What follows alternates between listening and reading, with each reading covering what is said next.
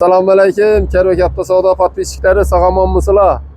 Yana bir bor size bilan görüştürganimizdan xursandmiz. Bugün yine 24 fevral 1-3-4 yolda çıkmadık. Akşamdan bir 2 vet sattık. Bugün bir dama sattıktan düşesleri gelmedi. Bu adama düşmesen maşını satınman da hep mecburlar çürtüpman. Yine Fitnek'ten ülkemize Özbek geldi. Trakker sonra bir evvelden bir 15 günlerden soruydu bu.